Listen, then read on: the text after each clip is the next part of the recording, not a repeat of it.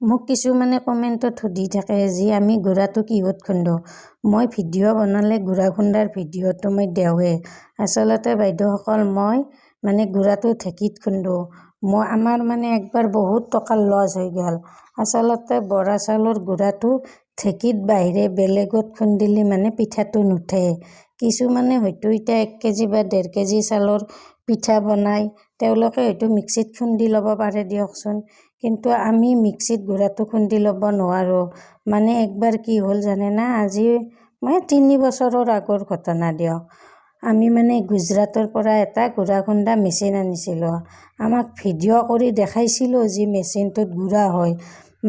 এই যি থোৰাটো আছে, থোৰাটোৰ নিচিনা 4ডাল থোৰা আছিল। মেচিনটো বহুতেই ডাঙৰ। তাৰে পাছত গুড়া খুন্দি ভিডিঅ' কলত দেখালাক। পাছত চালোঁ, আমি হ'ব বুলি ভাবিলোঁ। তাৰ পাছততো আমি মেচিনটো গুজৰাটৰ পৰা আনিলোঁ। আনাৰ পাছত কি হ'ল, খুন্দি চালোঁ।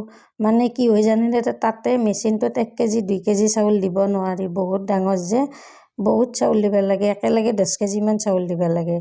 কি হয়, সেনেকৈ দিলোঁ। দিয়াৰ পাছততো মেচিনটোত গুড়াটো আমি খুন্দিব নোৱাৰোঁ। কি হয় জানেনে, মাখা হৈ যায়, গুড়া নহয়। কাৰেণ্টৰ বস্তু একদম পটপট পৰি থাকে, 4টা থোৰা একেলগে পৰাৰ লগে লগে গুড়া নহয়, মাখা হৈ যায়। চাউলটো যিহেতু ভিজি থাকে। তাৰ পাছত আমাৰ সেই মেচিনটোৰ দাম আছিল 1,70,000 টকা।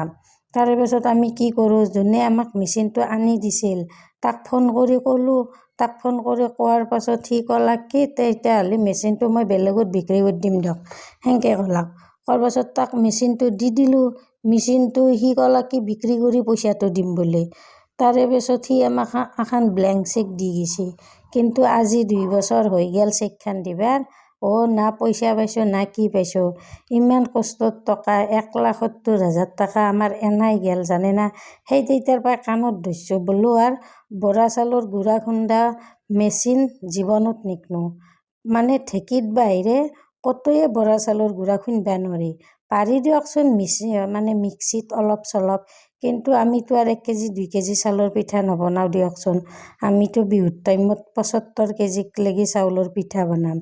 ইমান গুড়াটো আৰু মিক্সিত খুন্দবাটো অসম্ভৱ, ঢেঁকীতে খুন্দবা লাগিব। সেই তেতিয়াৰ পৰাই আৰু ভাবছোঁ আৰু বৰা চাউলৰ গুড়াৰ মেচিন কেতিয়াও নিকিনো। আৰু কোনোবাই যদি কিনিবও খোজে হাক দিম। মেচিনত বৰা চাউলৰ গুড়াটো কেতিয়াও নহয়, গুড়া হৈ পিঠা নুঠে, ভাঙি যাব। আমাৰ সেইটো মেচিনতো নহ'লে দিয়কচোন, চাউলটো মাখা হৈ যায়, খুন্দবাই নোৱাৰি। বহুত টকাৰ আমাৰ লছ হৈ গ'ল। এতিয়াও তাক ফোন কৰোঁ,